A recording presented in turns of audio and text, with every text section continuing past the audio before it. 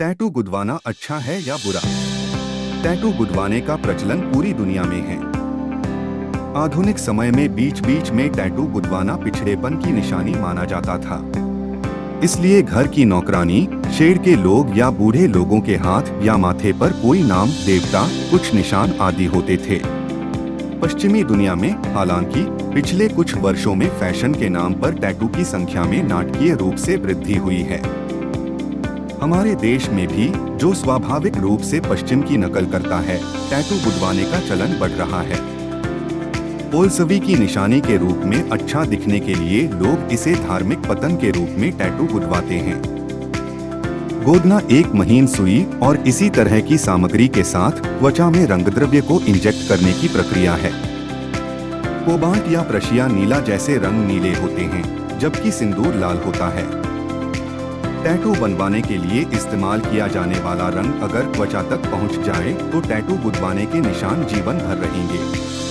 Tattoo बनवाना या नहीं, यह एक निजी मामला है। लेकिन एक बात पक्की है, टैटू बनाने वाली सुई सीधे रक्त से संपर्क करती है, इसलिए सावधानी बरतनी चाहिए क्योंकि इससे कई बीमारियां एक व्यक्ति से दूसरे व्यक्ति में स्थानांतरित हो जाती हैं।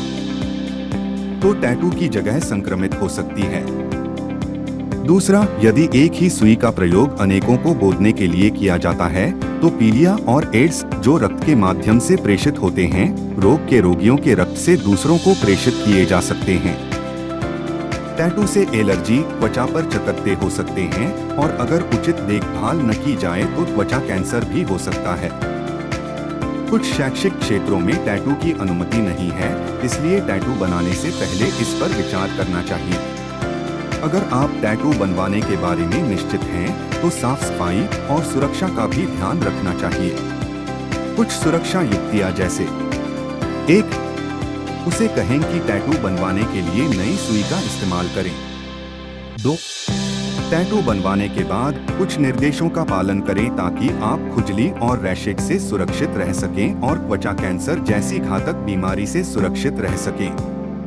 अब आप पूरी तरह से तैयार हैं कि आपको टैटू बनवाना चाहिए या नहीं। और अगर आपने पहले ही टैटू बनवा लिया है तो मुझे कमेंट सेक्शन में बताएं कि आपने कौन सा टैटू बनवाया है। आज के लिए बहुत है।